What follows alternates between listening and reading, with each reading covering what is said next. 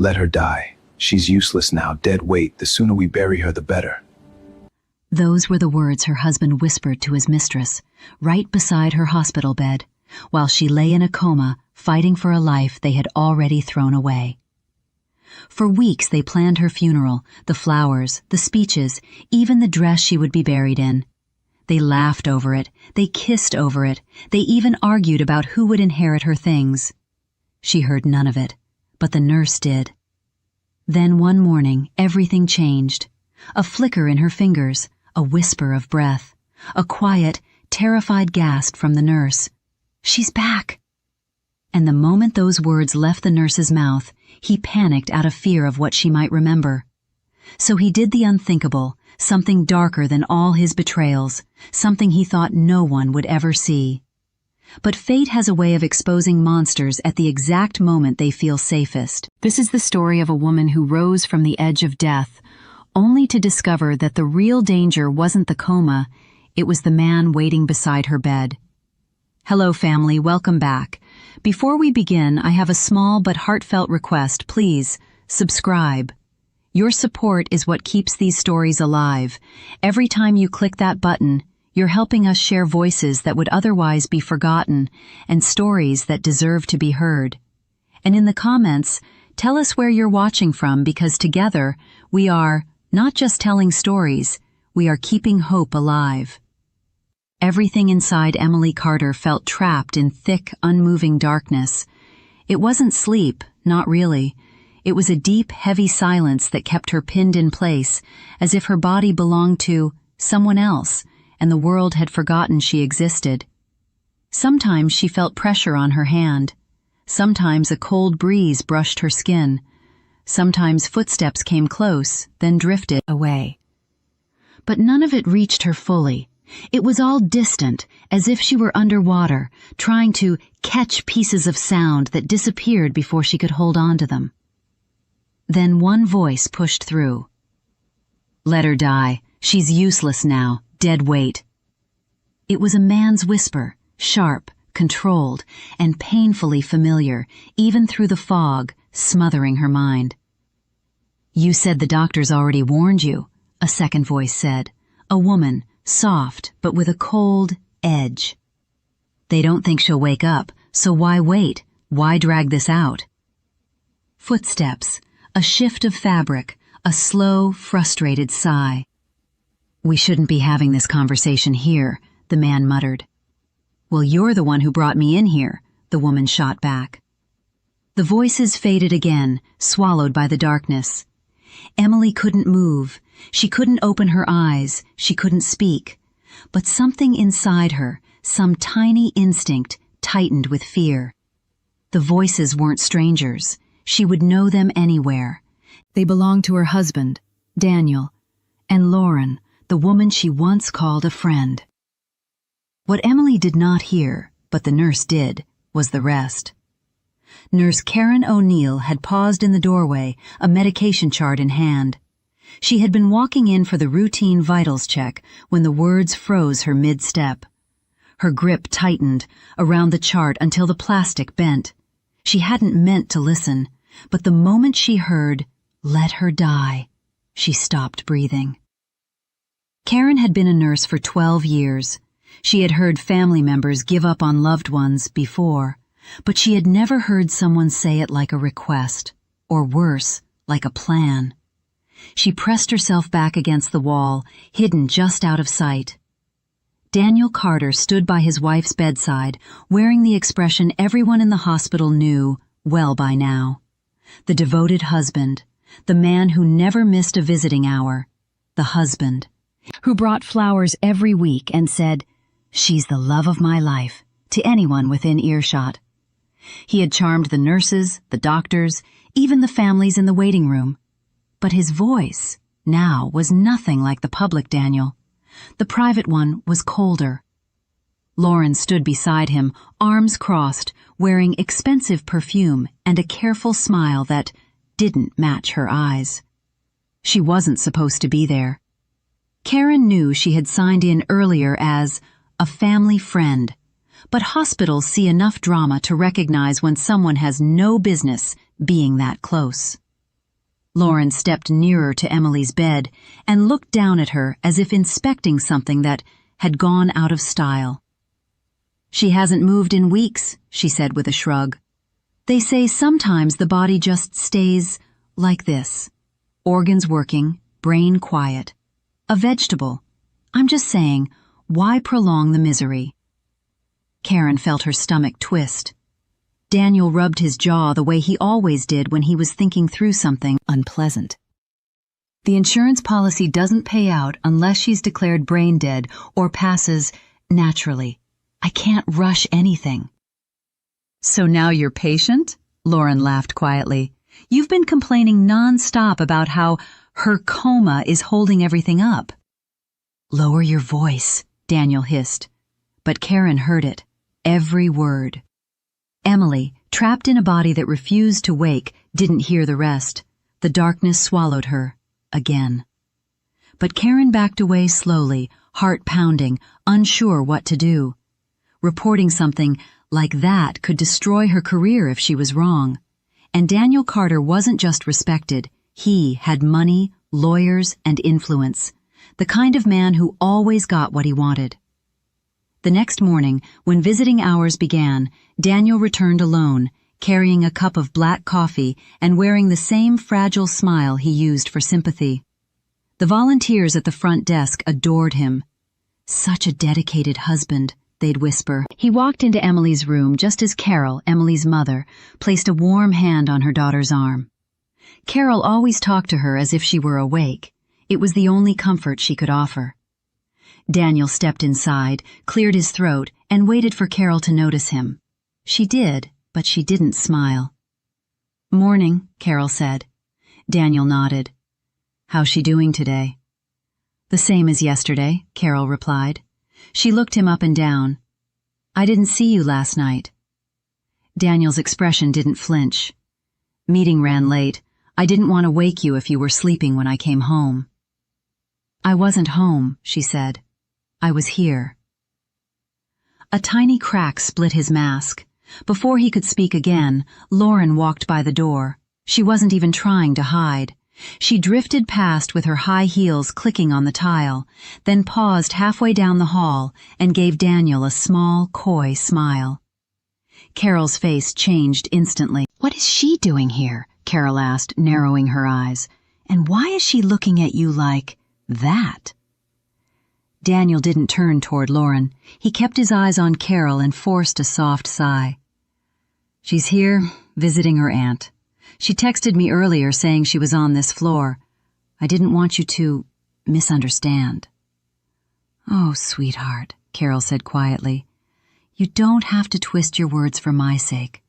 I know when someone's lying." Daniel stepped closer to her. "Carol, please.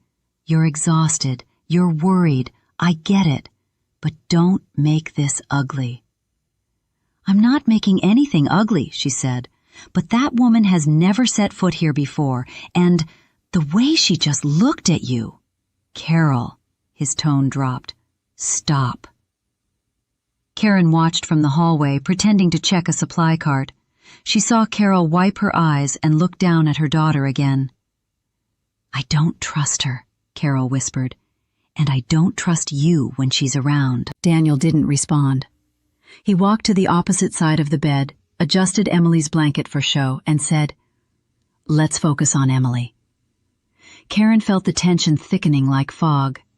Emily's heart rate monitor beeped in a steady rhythm, unaware of the cracks forming around her. Later that afternoon, Daniel met with Dr. Foley near the nurses' station. "I want to revisit the topic of her living will," Daniel said quietly. Dr. Foley frowned. "We already reviewed it. It says life support can be withdrawn only after 2 independent neurological exams determine no brain activity. She's not there." Daniel leaned in. "Emily and I updated the paperwork months ago. I emailed a revised copy. You said you would look into it." "We saw the document," the doctor replied, "but there were inconsistencies with the signature." Daniel's jaw tightened. "It's authentic." We're not convinced. Daniel straightened his suit jacket, ready to argue, when Lauren approached again. She moved, with the confidence of someone who knew she had power over him. "Are we still on for dinner?"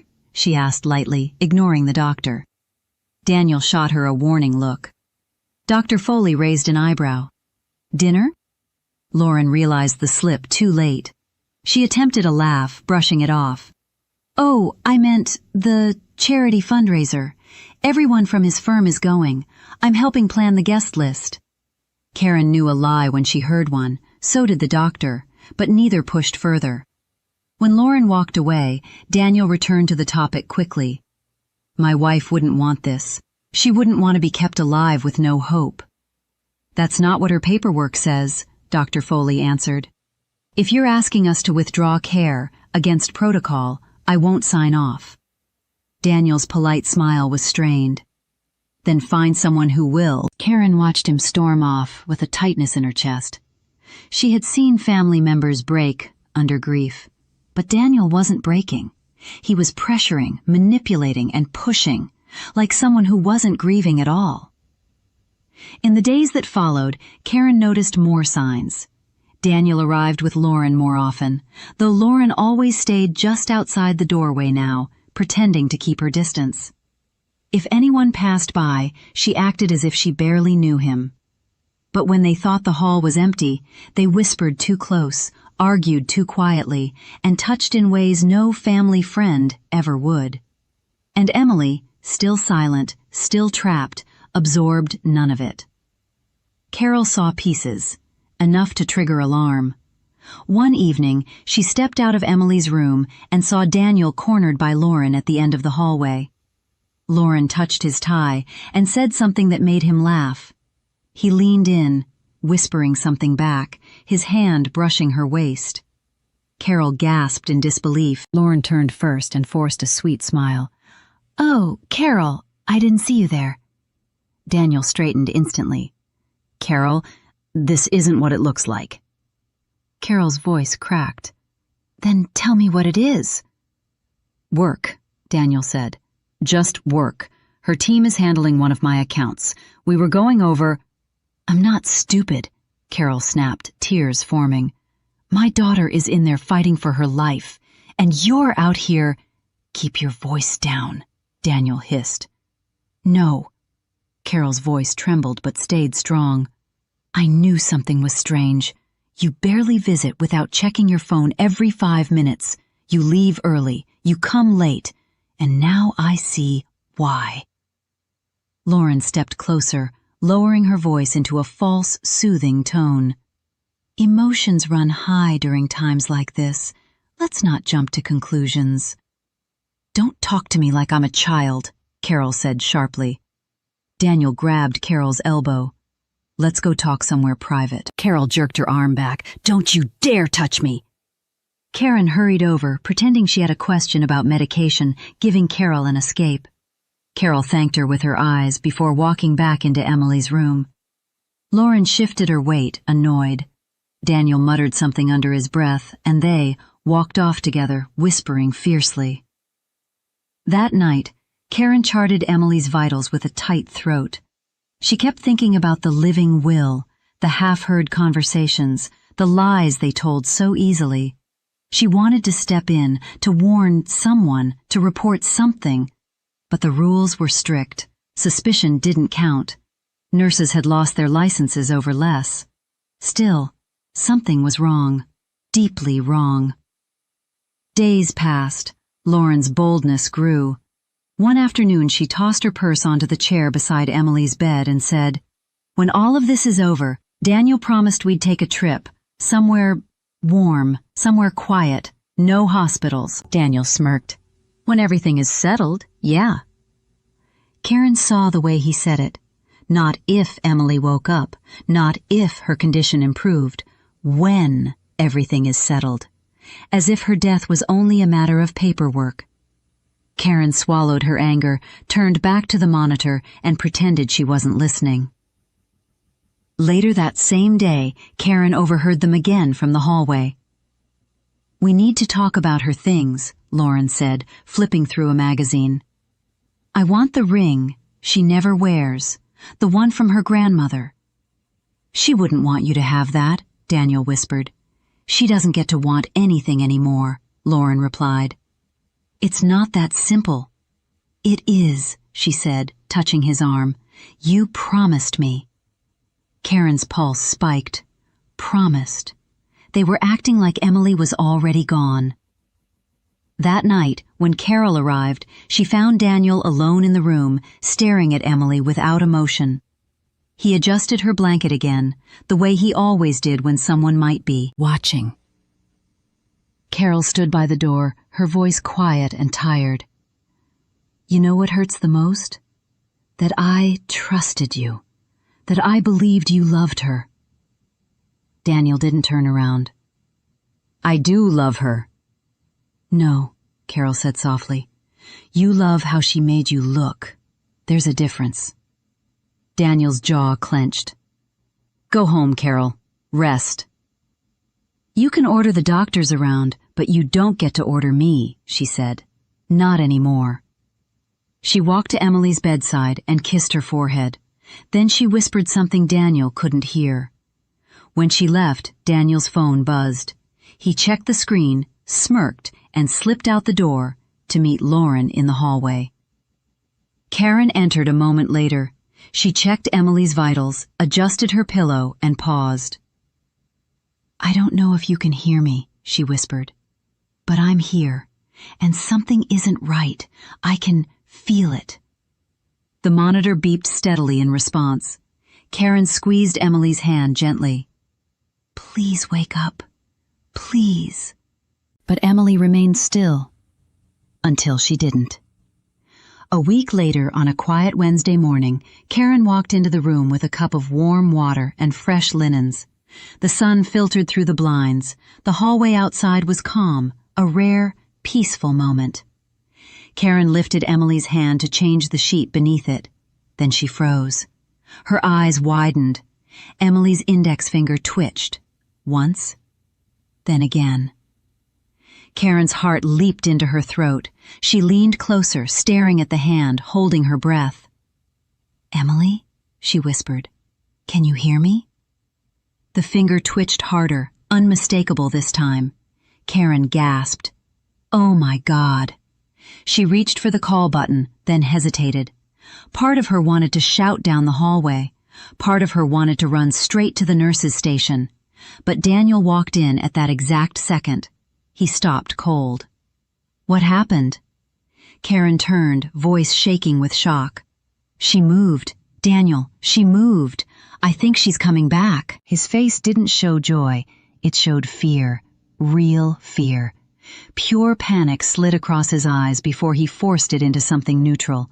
He swallowed hard. What exactly did she do? He asked. Her finger. It moved. Twice. I think she's waking up. Daniel stared at his wife for a long moment, then stepped toward the bed slowly, too slowly. Karen didn't like the look in his eyes. I need to go get Dr. Foley, she said quickly. This could be the first sign of recovery. She rushed out of the room, heart pounding. Behind her, Daniel stayed perfectly still, watching the door close. Then he turned back toward Emily, and his expression changed. Daniel stood beside the bed, hands pressed flat against the rails, staring at Emily's still face. The room felt smaller now, tighter, like the walls leaned in to listen. His breath came out uneven, not because he was scared for her, but because he was scared of what she might remember if she woke up fully. He dragged his hand across his mouth. No, he muttered. Not now. Not after everything. He paced to the foot of the bed, then to the window, unable to stop moving. Every part of his body looked restless, but underneath it was calculation, the same cold problem-solving Karen had seen in him for weeks. He looked at Emily as if she held a secret that could destroy him. When he finally stopped pacing, he stepped close to her, leaning down so his lips were inches from her ear. If you wake up, he whispered, you will ruin everything. You can't do that to me. Emily heard none of it, but something deep inside her stirred again, a faint shift beneath the dark fog. Daniel straightened when footsteps echoed in the hall. Lauren appeared in the doorway, breathless. "I just heard. Karen said she moved? Is it true?" Daniel's jaw tightened. "Don't repeat that out loud." Lauren stepped inside, shutting the door behind her. "Daniel, listen to me. If she wakes up now, everything is over. Everything. You said it yourself." "She might not remember anything," he said, though even he didn't sound convinced. "You want to risk that?" Lauren hissed. "You want to risk her telling someone about the fight? About the breaks? About us?" Daniel clenched his fists. "Stop talking!" Lauren grabbed his arm. "If she wakes up and she talks, your life is done. The business, the money, your reputation. You'll lose everything, Daniel. You know you will." He looked at her, then back at Emily. The panic in his eyes flickered again. Lauren stepped closer, lowering her voice to a sharp whisper. "We have one chance. Do not mess this up." Before he could answer, Karen's voice echoed from the hallway. "Daniel? Lauren? Dr. Foley is on his way up. He wants to see Emily immediately." Lauren's fingers slipped from Daniel's arm. "We need to leave, now. Go play the worried husband or whatever you do. Just don't let that doctor think she's improving." Daniel hesitated. "What if she wakes up while I'm gone?" "Then pray she can't speak," Lauren whispered, then slipped out the door. Daniel waited until her footsteps faded before following. He stepped into the hall right as Dr. Foley approached, all business. The doctor nodded in greeting, but kept walking. Daniel didn't follow him back in. He lingered near the nurse's station, pacing again, his eyes flicking toward the hallway every few seconds. Inside the room, Dr. Foley examined Emily carefully. Karen stood beside him, heart pounding with hope. "It was definite movement," she said. "I've seen plenty of involuntary twitches. This was different." "I believe you," Foley said. His voice was calm, but his eyes scanned Emily's face intently. He lifted her hand, checked her reflexes, then watched her eyelids.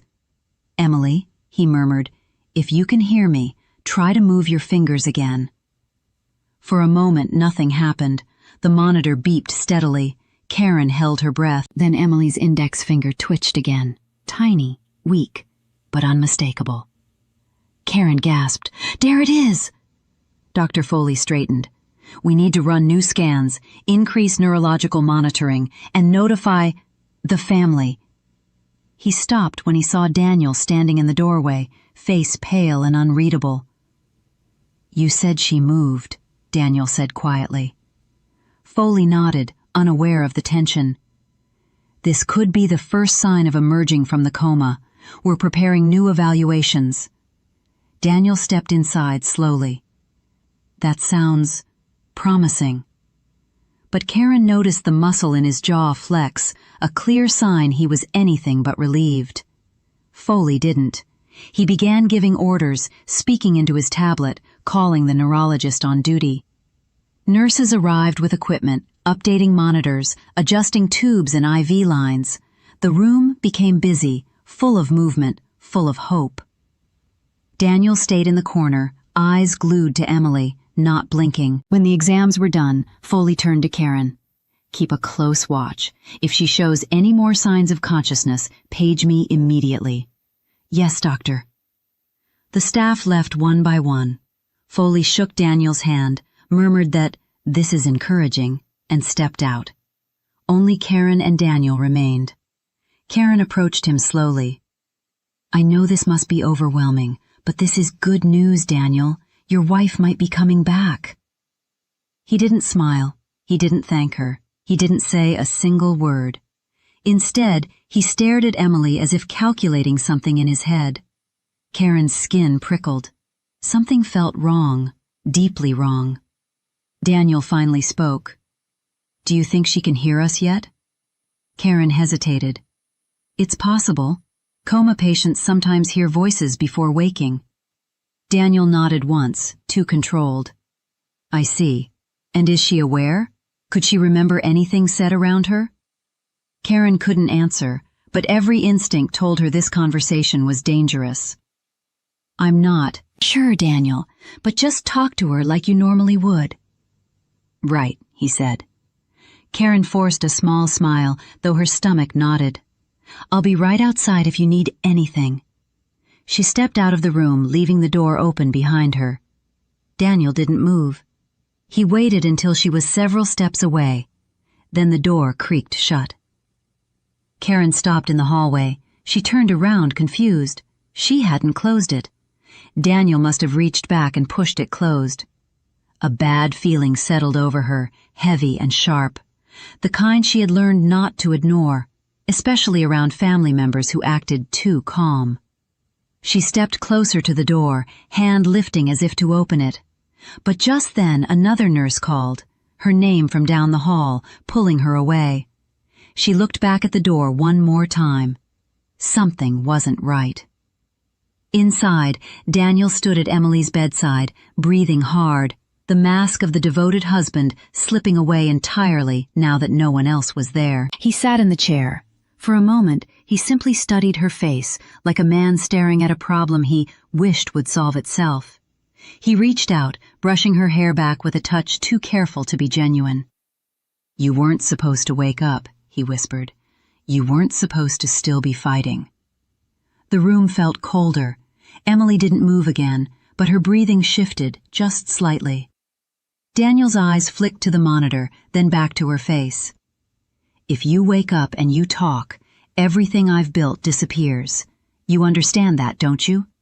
She gave no sign. He leaned closer, voice tightening. "You should have let go." A long silence stretched between them. Then Daniel stood, walked behind the bed, and reached down toward the storage shelf beneath the medical supply tray.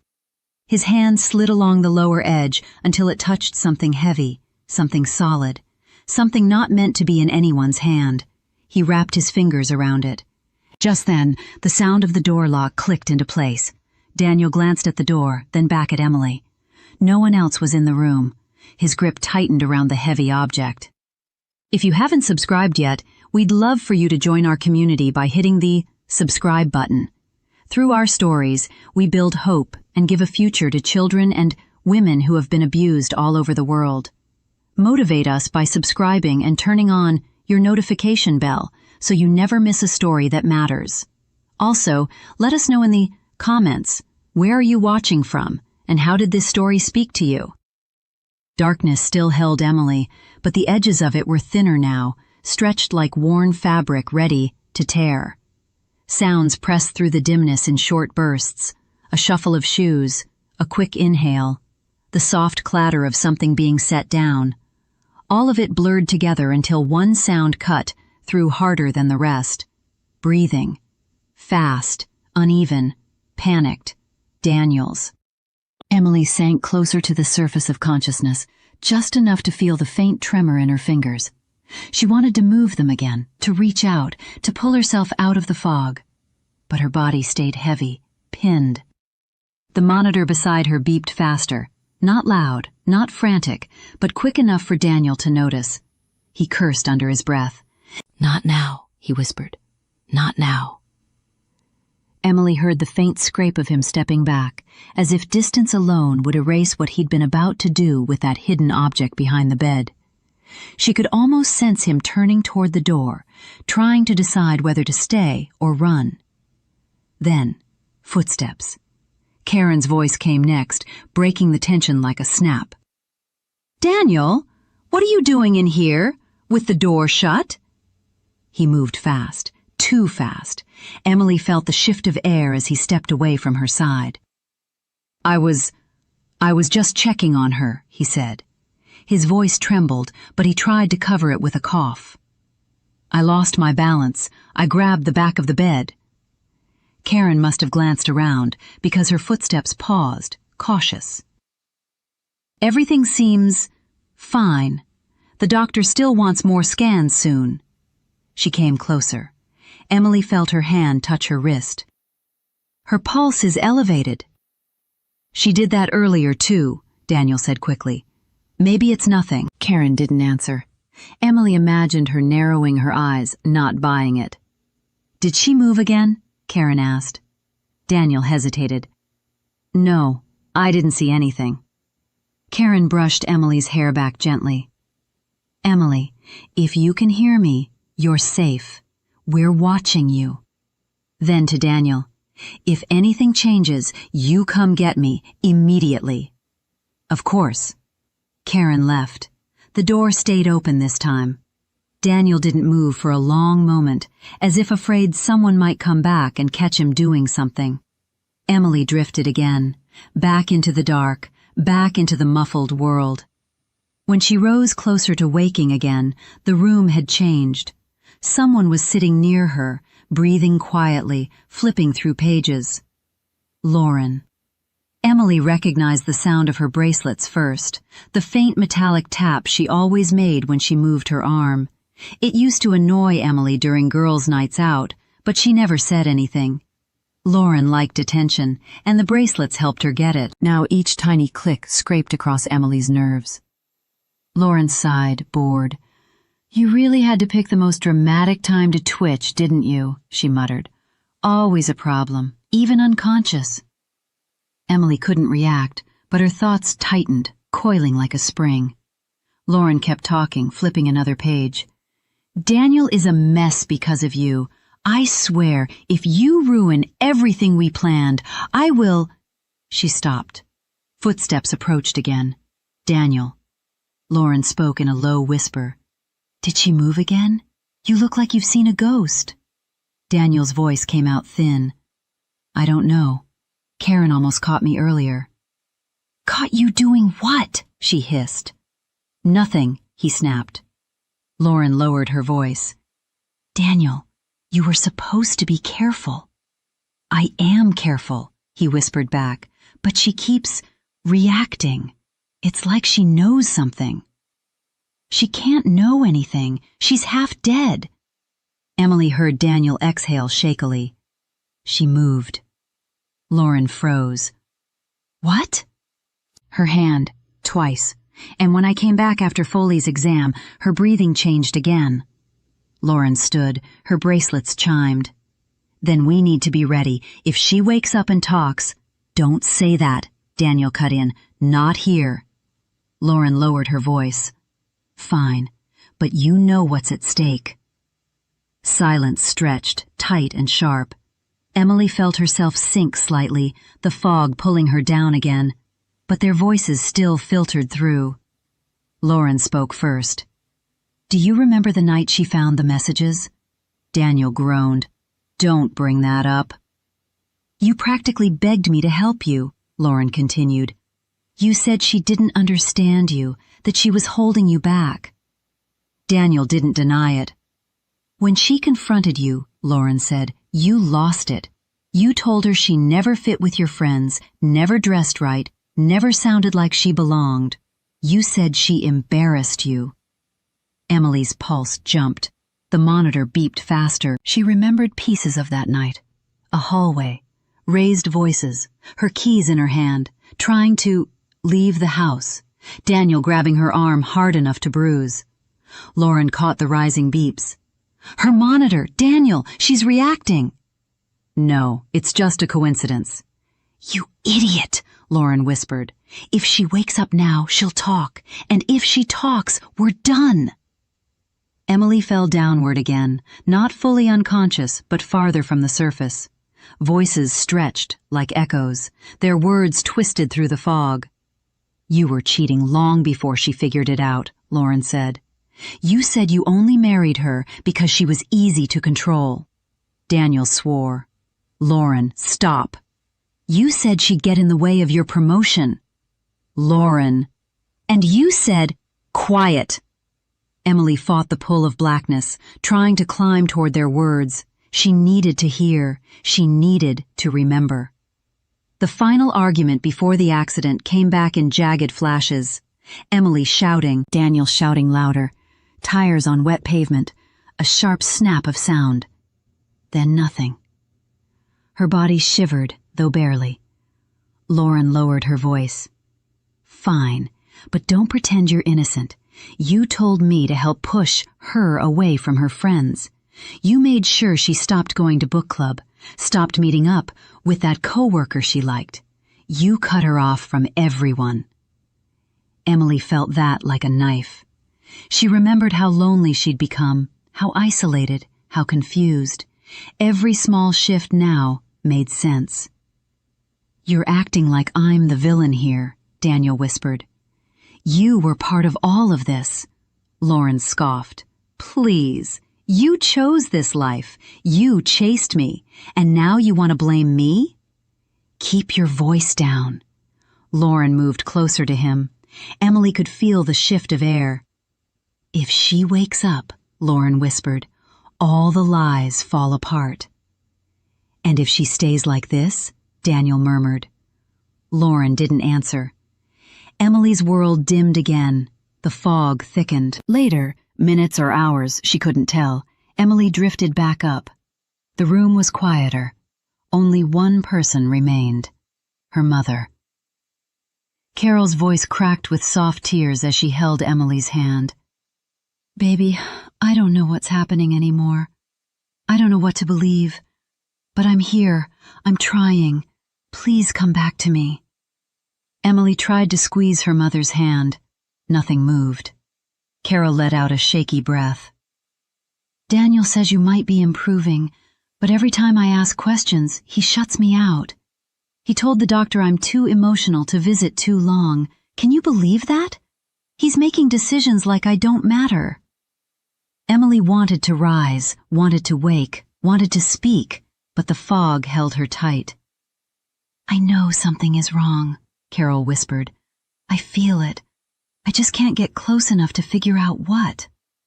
She kissed Emily's forehead and whispered, "Fight, sweetheart. Fight your way back." When she left, the room fell silent again. Emily drifted. More time passed. Emily surfaced to hear two nurses whispering near the doorway. "I tried to give her mom another hour," one said, "but Daniel shut that down fast." "He's controlling everything," the other replied quietly. "Did you see the paperwork he filed? About sedation? He wants her kept calm, but the dose he's asking for is practically the level used after surgery. He said it's for her comfort." "Comfort," the nurse repeated, unconvinced. "I'm not sure that's what he wants." Emily felt a weak spark of fear. She slipped again, floating in and out, trapped under layers of sleep she couldn't control. When she next surfaced, Daniel was alone with her again. She caught fragments of his voice. "Just need more time. She can't wake up yet. I'll lose everything." Emily's pulse spiked again. He paused, listening to the monitor. "You hear me, don't you?" he whispered. "Some part of you hears every word." She couldn't answer, but she knew he was right. A moment later, he left. The air shifted. The room went still. Emily hung somewhere between worlds now, more aware than before, but still unable to open her eyes or move her lips. The fear inside her was sharper, no longer distant. She knew she wasn't imagining the danger. She knew she wasn't misreading the tension in Daniel's voice. He didn't want her to wake up. And Lauren didn't want her alive at all. The fog thickened again, pulling her under just as another pair of footsteps entered the room. Karen whispered, "Emily, you're fighting. I can feel it. Please keep going. Don't let them stop you." Emily sank into the dark again. The next time she rose to the surface, the world felt closer, clearer. Voices weren't distant anymore. They were right beside her. Lauren and Daniel again, arguing. "You need to make a decision, Daniel. You can't stall anymore." "I said I'm handling it." "Well, you're not doing it fast enough." "Lauren, if she wakes up, she'll talk," Lauren snapped. "And guess what? You might convince the doctors you're a grieving husband, but you won't convince the police." Daniel's voice cracked. "Keep your voice down." "I'm serious. We're running out of time." Emily's breathing grew shallow. Their words weren't blurry now. They were clear, sharp, terrifying. She tried to move her hand. Nothing happened. She tried to open her eyes. They wouldn't budge. Her mind screamed against the silence. She clung to consciousness, desperate to hear every word. Lauren lowered her voice. You said the accident would end things cleanly. You swore you fixed the brakes right. So if she wakes up and remembers anything... Emily's heart hammered. The beeps came faster. Daniel cursed under his breath. Stop talking. Someone will hear you. Then do something, Lauren snapped.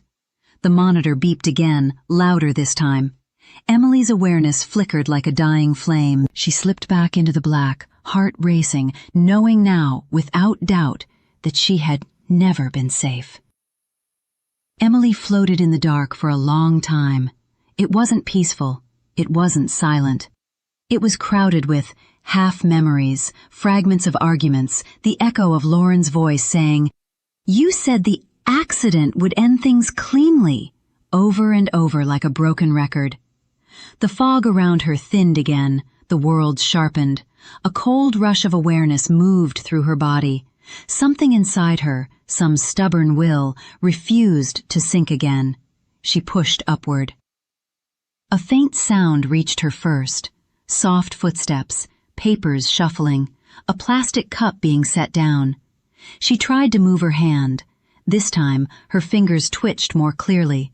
A slow, deliberate movement. Then, a tiny gasp came from someone nearby. Oh my God, Karen whispered. Emily? Emily, are you waking up? Emily wanted to answer. She strained, pushing against her heavy eyelids. They didn't open, but they trembled. She heard the shift in Karen's breath. That's it. Come back. Come on, sweetheart. Follow my voice. Emily tried. A wave of exhaustion pulled at her, but she fought it harder than before. She felt the faint sensation of her lips trying to part, her throat tightening as she attempted to make a sound. Nothing came out. Still, Karen squeezed her hand gently. I knew you were in there. I knew it. The door creaked open behind her. Karen turned sharply. Dr. Foley walked in, glancing between the monitor and Emily's face. Vitals are improving, he murmured. Reflexes increasing. This is it, Karen. She's emerging. Karen looked proud, a little relieved, and quietly terrified for reasons she hadn't dared to say out loud. I'll order another neurological evaluation, Foley said, and reduce the sedation. Emily felt something change inside her brain, like a thick blanket being lifted. Light seeped through the cracks of darkness. She clung to it. Keep stimulating, Foley instructed. Talk to her. She's fighting. Karen nodded. Emily, do you hear that? You're doing it. You're waking up. When they left the room, Emily drifted again, but not fully. This time she hovered near the surface, close enough to hear footsteps outside, hurried voices, phones ringing, someone paging Dr. Foley overhead. Then she heard Daniel. His voice was tight. Why wasn't I called first? Daniel, Foley said patiently, your wife is slowly regaining consciousness. This is good news. Good news? Daniel repeated hollowly. You're sure? Positive signs are always good. Right, of course. His tone lacked emotion. It was flat, controlled, thinking too hard. Emily recognized that tone, the tone he used when he was planning something. He and the doctor walked away, their voices fading. Lauren's sharper whisper wasn't far behind. What if she wakes up completely? She hissed. Daniel didn't answer. Karen returned soon after, humming quietly as she checked vitals. Emily focused on the sound, used it like a rope to pull herself upward. Her eyelids felt lighter, her throat felt dry but responsive. She tried again to move her lips. They parted a fraction. Karen gasped. There you go. That's it. Come on. Emily strained, giving everything she had. She tried again, harder. Her eyelids lifted, just a sliver. Karen clapped a hand over her mouth. Oh my God, Emily, you opened your eyes. They closed again instantly, the light too sharp, the effort too much. But the movement was real. You're coming back, Karen whispered, close to tears. "I'm right here." For the first time, Emily felt hopeful. Weak, fragile, still trapped, but hopeful. Hours passed. People came and went. Nurses checked her. Foley asked questions she couldn't answer yet. Carol cried over her hand, praying out loud and thanking God that her daughter was fighting. Emily's eyes fluttered again. This time, she kept them open longer. The world was blurry but real. Cold hospital lights above her, shadows of machines, the outline of Karen near her with wide, hopeful eyes. "Hey there," Karen whispered. "Take your time. You're safe." The words soothed her. Emily blinked slowly, trying to ground herself. Sounds were sharper now, her breathing steadier, her awareness fuller. She couldn't move much, couldn't speak, but she could see, she could hear, she could think, and she remembered. Daniel cheating, Lauren laughing, the insults, the lies, the breaks, the crash, the funeral planning, the whisper, "Let her die." Everything rose inside her like fire. When Karen saw her trembling, she touched her arm delicately. "Don't push yourself, not yet. You're still too weak." Emily wanted to warn her, wanted to tell her Daniel wasn't who he pretended to be, but she could only stare helplessly. "I'll get the doctor," Karen said. "Just rest a minute." She slipped out quickly.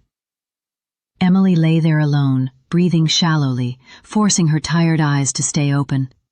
Her body felt like wet cement, heavy and uncooperative, but her mind was racing. She needed to protect herself. She needed to remember everything. She needed to stay awake. She had just enough strength now to stay conscious, but not enough to defend herself. That terrified her more than the darkness ever had. Seconds later, she heard footsteps, heavy ones, slow ones. Daniel. Emily's pulse spiked. He stepped inside the room, holding a folder. She saw the papers inside, dozens of them, thick, official-looking. His eyes went straight to her face. He froze. The shock on his face was instant.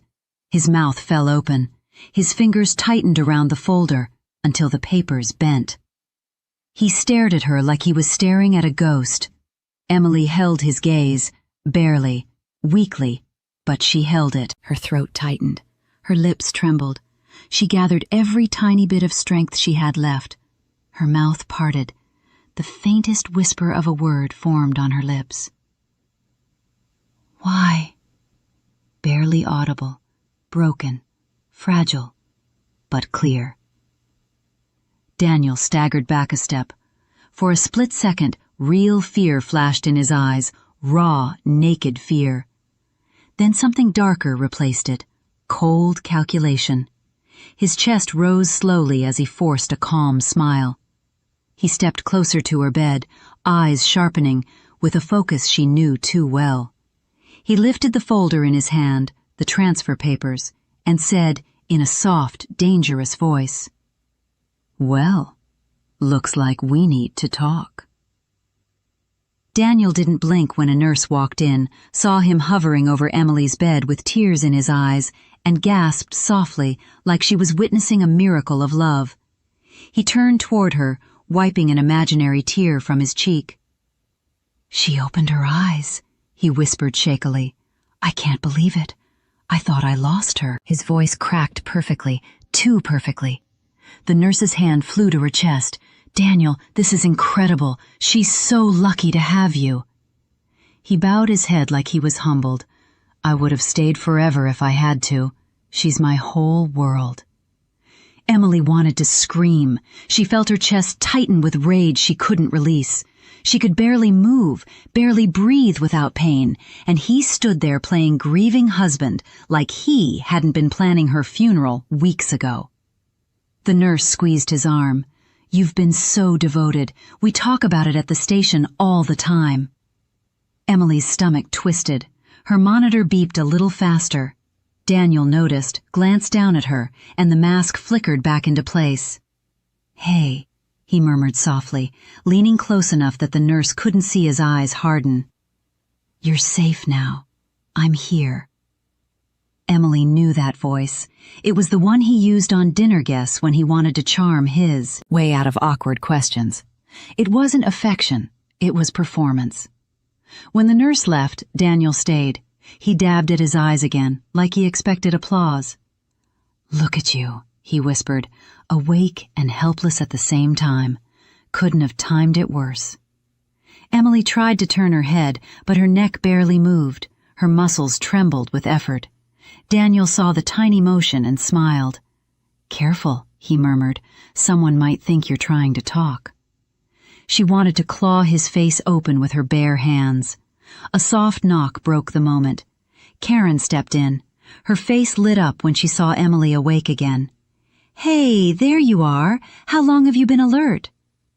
"She just woke a minute ago," Daniel said, beating Karen to the answer. Karen frowned. "Actually, she was awake earlier too. I saw her eyes open." Daniel's jaw tightened, but he kept his tone warm. "Yes, of course, but she drifted off again." Karen stepped around him to check the monitors. "Emily, blink if you can hear me." Emily blinked once, slow, heavy, but intentional. Karen smiled, relieved. "Good, that's good." Daniel stepped closer, blocking Karen's view a little. "She shouldn't get overstimulated. We don't want to overwhelm her." Karen's eyes narrowed at him. "Stimulating patients is part of the waking process." "Still," Daniel said softly, "let's not push her." Karen looked like she wanted to argue, but a voice from the hall called her name. She gave Emily a worried glance before stepping out. When she left, Daniel leaned down again, whispering, "The more you wake up, the more you ruin for yourself." Emily's breath hitched. He smiled like they were sharing a private joke. Hours later, after several nurses came and went praising Daniel's devotion, Karen returned, looking shaken. She closed the door halfway and spoke in a whisper. "Emily, I need you to stay calm. Something is going on." Her hands trembled as she adjusted Emily's pillow. "My supervisor pulled me aside. Daniel filed a complaint against me." Emily's eyes widened. "He claims I've been interfering with his decisions," Karen continued. "He said I've created a hostile environment for the family, that I've overstepped medical boundaries." Emily's heart pounded, weak but fast. "I'm not losing my job over this," Karen said, voice breaking a little. "So I have to be careful, but I'm not abandoning you." She brushed Emily's hand lightly, a silent promise. Then the door swung open again. Carol. Emily's mother looked exhausted, eyes puffy from crying, hair hastily pulled back like she'd been rushing from somewhere. "Oh, sweetheart," Carol breathed, hurrying to her side. "You're awake. You're really awake." Emily felt tears pricking her eyes. She blinked, slow but deliberate. Carol held her hand gently and whispered, "I've been praying for this." Daniel slipped in behind her like a shadow. "I called her," he said to the nurses nearby, as soon as Emily started waking up. That was a lie. Emily knew it, but Carol didn't. She turned to Daniel. "We need to talk, now." Daniel frowned. "Carol, this isn't the time." "No." She stood, hand shaking. "You've been controlling everything, hiding things. I'm done staying quiet." Daniel's eyes chilled. "If you have something to say it." Carol reached into her bag and pulled out papers, printed emails. "I got these today, from your lawyer. Emails from Emily saying she wanted to divorce you, that she was unhappy, that she didn't trust me anymore, that she didn't want me involved in her life." Emily's heart slammed painfully. "What emails?"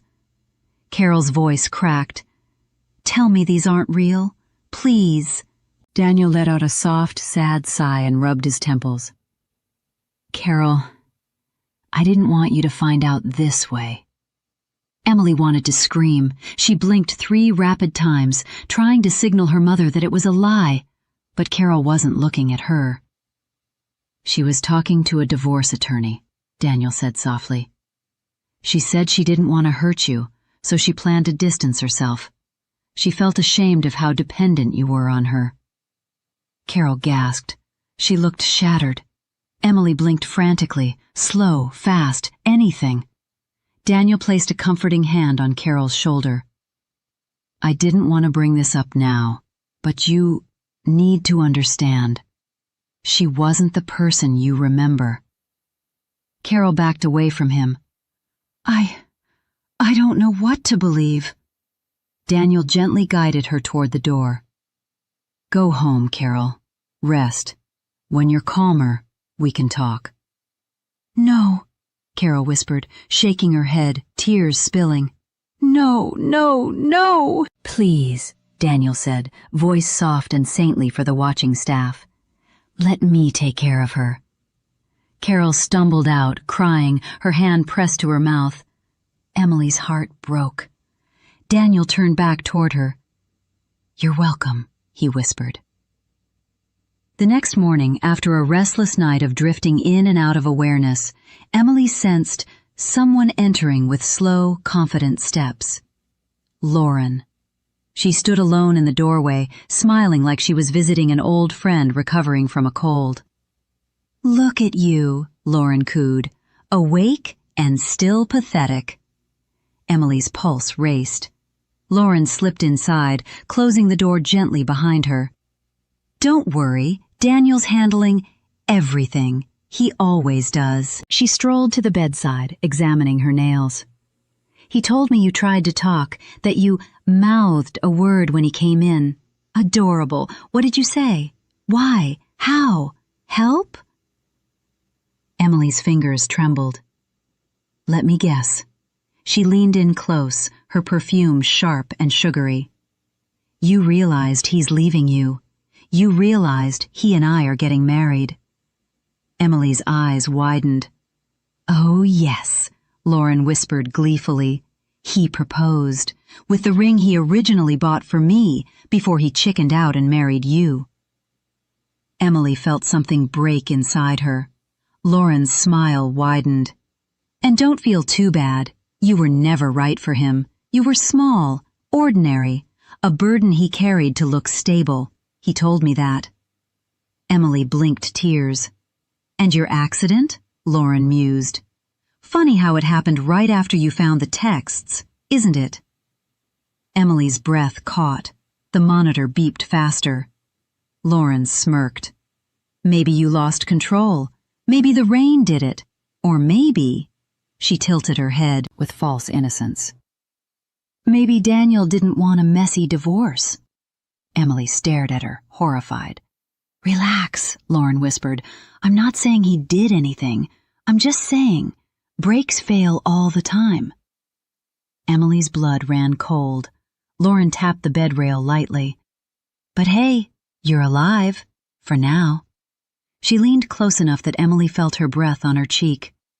You wake up wrong, say the wrong thing, and your mother might end up in a similar accident. Do you understand? Emily's heart plummeted. Lauren's smile turned vicious. Good talk. She gave a playful little wave and walked out. Emily lay there, shattered, her body frozen, her mind spiraling. For the first time since waking up, she wondered if surviving had been a mistake. If coming back meant only more pain, more danger, more helplessness. She drifted into a shaky half-sleep, drowning in fear. Hours later, she woke to the sound of someone entering softly. Karen. She looked around as if making sure no one else was watching. Then she leaned close to Emily and slipped something small and metal into her palm, a tiny recorder. Tomorrow, Karen whispered, trembling, I'm telling you something Daniel never wanted you to know. Emily tried to squeeze the recorder. She couldn't, but she held it. Karen squeezed her shoulder and hurried out. Emily lay still, heart pounding, terrified and hopeful at the same time. Then evening came. The hallway quieted, the building dimmed. A flicker of lights flashed overhead. Emily felt cold air wash through the room. Footsteps approached, slow, heavy. Daniel.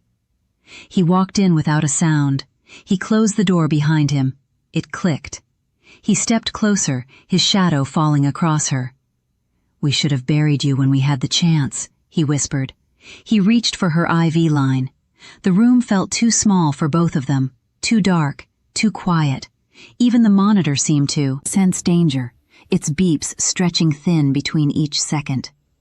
Emily tried to control her breathing, but fear tightened around her chest until every inhale felt like a fight. Daniel stepped closer, the soles of his shoes whispering across the tile. He stared down at her, like she wasn't a person at all, but a problem he'd been trying to solve for months. "Well," he murmured softly, "you certainly complicated things." Emily's pulse spiked. The monitor beeped faster. Daniel glanced at it and smile twitched, almost amused. "Relax," he whispered, brushing 2 fingers across the IV tubing. "If you panic, someone might walk in, and we don't want that." Emily's breath trembled through her nose. She forced her body to stay still, though her mind raced wildly. He leaned closer, voice low and detached. "Do you know how much easier my life would have been if you stayed asleep?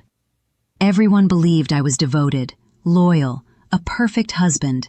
They were eating it up." A small laugh escaped him. "And then you woke up."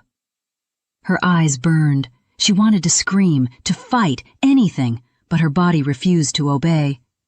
Daniel circled to the other side of the bed, pressing a hand against the mattress as he leaned in. "You know what's funny? They're still praising me, even now, even when you're awake." His voice softened, almost fond. "They call me a saint." Emily shut her eyes tightly for a moment, then forced them open again. She couldn't lose sight of him, not now. "But you're becoming a liability," he whispered. Emily felt the cold realization settle in her bones. He wasn't panicking. He wasn't desperate.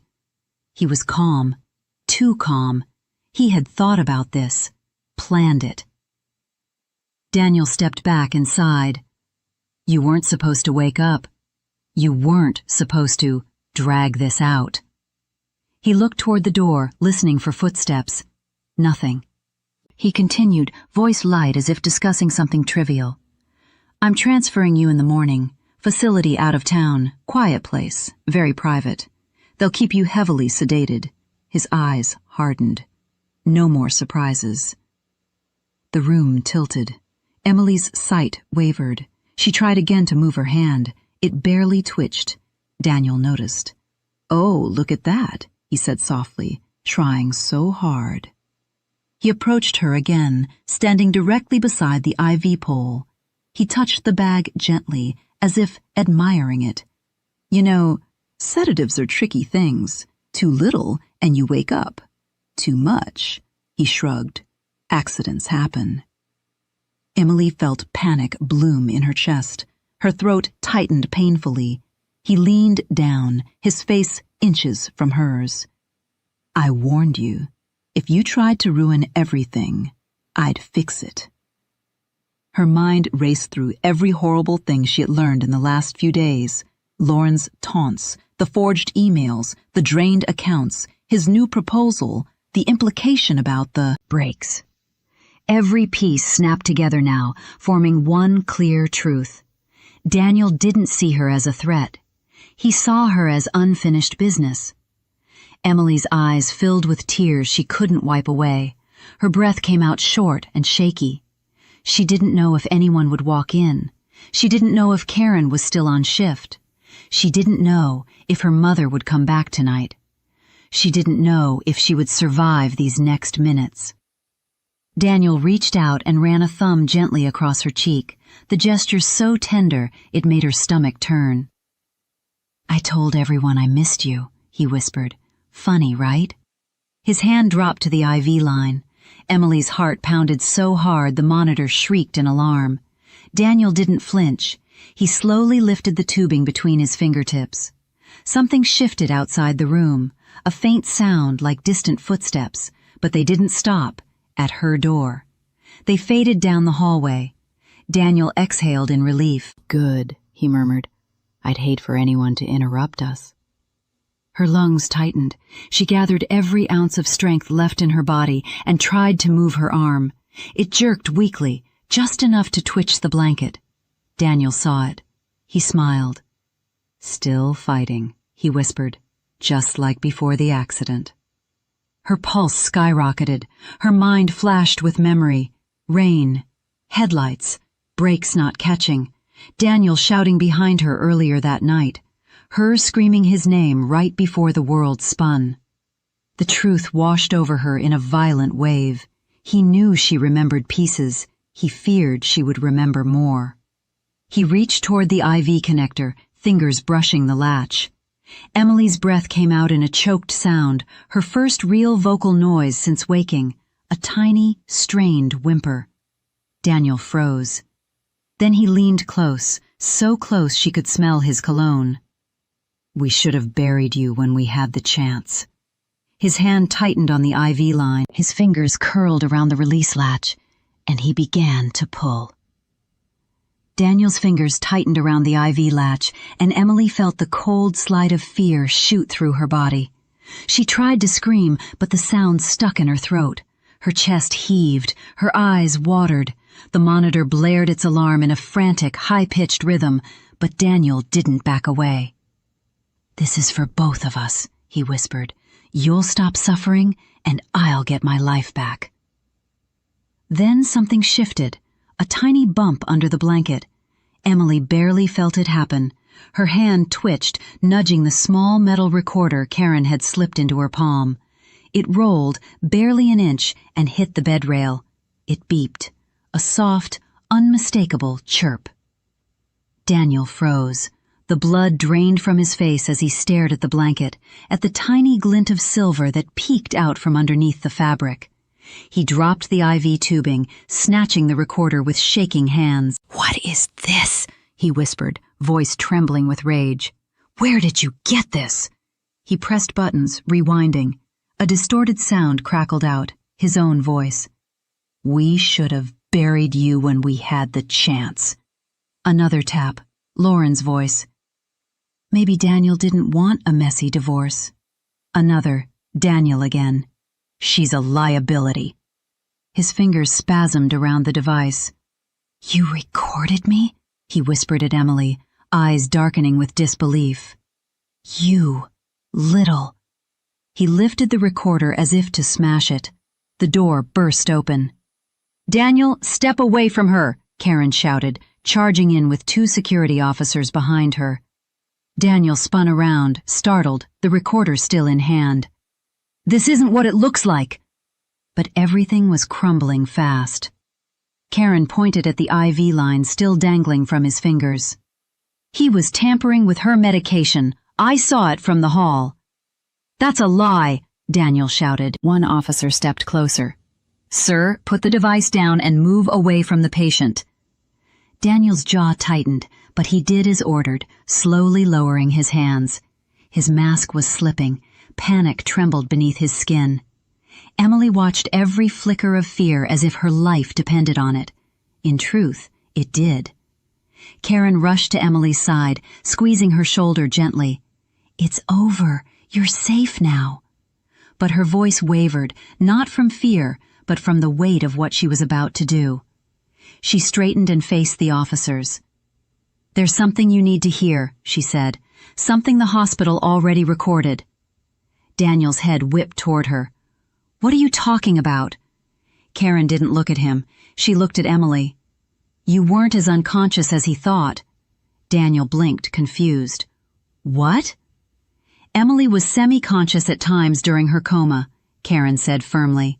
She spoke fragmented words. And because of hospital policy, the entire room was under continuous audio monitoring, while she was classified as a high-risk patient. Daniel stepped back. No, that's not possible." Karen nodded slowly. "Every word you and Lauren said in this room was recorded. The funeral planning, the inheritance talk, the conversations about her accident. All of it." Daniel's mind worked frantically as he shook his head. "This is ridiculous. You're making things up. There's no way." But Karen stayed steady. Legal will release the files in the morning. They already heard enough to suspend all decisions you tried to make for her. Daniel's face crumpled into something ugly. You're lying. You're all lying. Security moved in closer. Sir, you need to come with us. Daniel lunged toward the bed as if he could somehow reclaim control, but the officers grabbed his arms. He struggled, shouting, Emily, stop this! You're confused! You're not thinking clearly! Emily blinked once, slow and deliberate. Karen whispered, She knows exactly what she's doing. They dragged Daniel out of the room, still shouting, still denying, still trying to salvage the life he had spent years building out of lies. The moment the door shut, Emily sagged back into her pillow, exhausted. Her eyes burned with tears. Her breathing trembled. She was safe, for now, but her body shook from the adrenaline coursing through her. Karen leaned down, brushing Emily's hair away from her forehead. I'm so sorry. I should have acted sooner. I should have trusted my instincts from the first day. She swallowed hard. But I'm here now, and we're going to fix this. Emily blinked gratefully. The next hours blurred into motion. 2 nurses transferred her to a secure wing on the other side of the hospital, a place Daniel couldn't access. They adjusted her monitors, checked her IV lines, increased surveillance. Karen stayed close, hovering protectively, refusing to leave until she was sure Emily was stable. Emily drifted in and out, no longer from sedation, but from sheer emotional exhaustion. She felt safer in this new room. The air even felt different, lighter, cleaner. But every time she closed her eyes, she saw Daniel's face twisting into fury as he grabbed the recorder. When morning light filtered through the blinds, a familiar voice rushed through the doorway. Carol. She ran to Emily's side, tears streaming as she cupped her daughter's face. Baby, oh baby, I'm so sorry. I'm so sorry. Emily blinked slowly, trying to reassure her. Carol was shaking. Karen called me this morning. She told me everything. Those emails, Daniel forged them. He lied to me. He lied about you. He lied about everything. Emily blinked again, her eyes softening. Carol took a deep breath, steadying herself. And the recordings. I heard some of them. I heard him. I heard that woman. Her voice broke with a sob. I should have protected you. I should have seen who he was. Emily wanted to lift her hand, to touch her mother, to tell her none of this was her fault, but her body wouldn't quite cooperate. Instead, she blinked twice. Carol kissed her forehead. We're getting justice for you, I promise. A quiet knock sounded at the door. 2 detectives entered, plain clothes, calm, serious.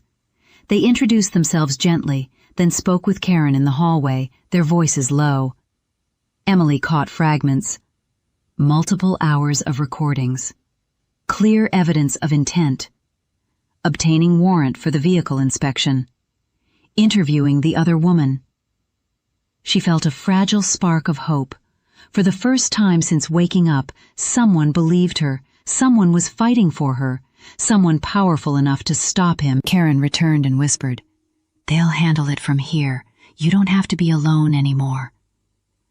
Later that afternoon, the police made their move quietly. They didn't announce it. They didn't want Daniel to know. They wanted him off balance, trapped, exposed. Emily lay in bed, listening to her monitor's steady rhythm, waiting, praying the next update would be the one she needed. She didn't know that miles away, Daniel was being questioned. She didn't know Lauren was already panicking. She didn't know the walls closing in around them were built from their own words. She only knew that justice had finally stepped into the room, and it was headed straight for them. Lauren had always prided herself on staying cool under pressure, but today her hands shook as she threw clothes into a suitcase. She wasn't thinking about outfits or makeup or the next charity gala she'd use to climb another social rung.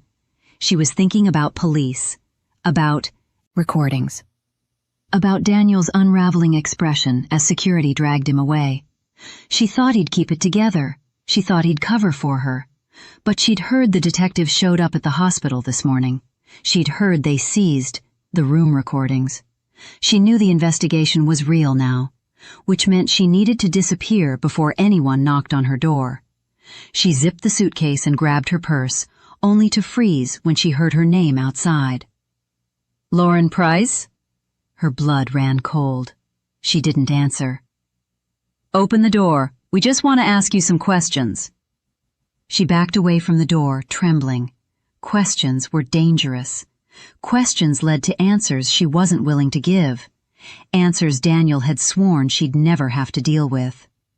She grabbed the suitcase and bolted for the fire escape. She didn't get far. A hand clamped around her wrist. She spun around to see Daniel, but not the polished, calculated version she knew. This Daniel was frantic, sweaty, wild-eyed. His tie was crooked, his hair a mess, his expression a mixture of rage and fear and betrayal. "Going somewhere?" he hissed. Lauren tried to yank her arm away. "Let go, Daniel. The cops are everywhere. We need to leave." "We?" he asked, incredulous. "There is no we." "Oh, don't start with that," Lauren snapped. "You pulled me into this. You begged me to help you get rid of her. You told me—" "I told you nothing," Daniel said, stepping closer. "And if the police come for me, I'm not going down alone." Lauren's breath caught. "Are you threatening me?" "You ruined everything," he shouted, shoving her against the wall. "If you had kept your mouth shut in that hospital room—" "You're the one who messed up," she shot back. "You pushed her. You cornered her. You couldn't even kill her right." Daniel slapped his hand against the wall beside her head, caging her in. "You think I'm the reason this is falling apart?" Lauren nodded sharply, eyes wide with fear. "Yes, you're reckless. You always were." He leaned in close, voice low and shaking. "I fixed the brakes for you." Lauren froze. Her lips parted, but no sound came out. "You wanted her gone more than I did," Daniel whispered. "You said she was in the way. You said you needed me free. You said—" "Stop," Lauren pleaded. "Someone could hear us." And someone did. The detectives stepped into the hallway. Both of them had their badges raised. "Daniel Carter, Lauren Price, please step away from each other." Daniel spun around, shock flooding his face. "What are you doing here?" Lauren pointed at him instantly. "It was him. He said he sabotaged her brakes. He just admitted it." Daniel laughed, a short, unhinged sound. "Oh, please. She's lying. She's trying to save herself." One detective reached for his cuffs. "Funny thing," he said. "We just heard your entire conversation." Daniel's eyes widened in horror. Lauren bolted for the stairwell. She didn't get far before another officer intercepted her. Daniel tried to run too, but there were too many of them. The metal cuffs snapped around his wrists. "Daniel Carter," the detective said, "you are under arrest for attempted murder, fraud, medical coercion, and conspiracy." Lauren screamed as she was cuffed as well. "You can't prove anything!" Daniel shouted as they dragged him toward the elevator. "You hear me? You can't prove anything! She can't even talk!" But his voice cracked under the weight of his own panic. The detectives didn't answer. The elevator doors closed. And just like that, the two people who had tried to bury Emily were gone. Back at the hospital, Emily woke to the sound of someone entering quietly. Carol. She carried a stack of papers, a manila folder, and a determination in her eyes Emily had never seen before. Carol sat beside her daughter, took a shaky breath, and said, "They arrested him. They arrested both of them." Emily felt tears prick her eyes. Carol opened the manila folder and held up a single sheet. "This is everything he drained from your accounts." Another sheet. "This is proof he refinanced the house behind your back." Another. "And this is the sale contract for your business. He forged your signature." Emily blinked, once, twice, letting the tears spill. "But we're getting it back," Carol whispered fiercely. "Every dollar, every piece of your life, and I'm going to help you rebuild it all." Karen came in next, eyes red from crying, not sadness but relief. She pulled up a chair and leaned close. "I listened to the recordings," she said, "all of them, and there's something you need to know." Emily blinked slowly. Karen swallowed. "You talked. While you were in the coma. Your brain wasn't fully asleep.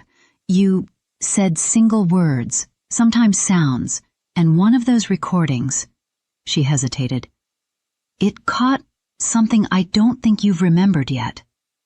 Emily's heart thudded unevenly. Karen continued softly. "Right before your accident, you whispered his name." Emily froze. Her breathing stuttered. Her eyes filled. "You knew," Karen whispered. "Some part of you saw who touched your car. Some part of you fought to survive because you refused to let him get away with it." The revelation hit Emily like a shockwave. Memories she didn't know she still carried rippled through her chest. Rain. Brakes. Daniel's face in the driveway. His angry words echoing in her head. Her whisper, "Daniel," right before the world went black. Her body hadn't saved her. Her will had. Karen took her hand. "And now that he's arrested, you can finally breathe." Another detective entered briefly, nodding respectfully. "Ms. Carter, we'll be pursuing full charges. The evidence is overwhelming, thanks to you." Thanks to her, a woman who couldn't move, could barely speak, could only feel terror, but who still fought. Days passed and healing began. Emily regained more movement. Her voice returned in soft whispers. Her therapists were stunned at how fast she progressed. Rage was motivation. Hope was fuel. Justice was oxygen. And finally, after weeks of silence, she spoke her first full sentence to Karen. "Thank you for believing me." Karen cried harder than she expected. Rebuilding her life took time, but Emily did it brick by brick.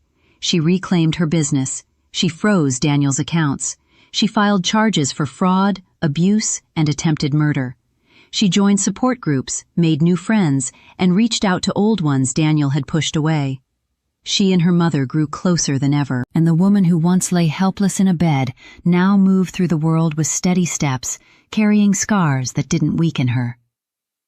On the day she finally listened to the full hospital recording, she sat alone with the headphones on her ears. She heard Daniel and Lauren laughing about her funeral. She heard them planning her burial outfit. She heard them argue over who would get her grandmother's ring. She heard Daniel whisper, "Let her die." But the most haunting part came from her own voice, faint and cracked.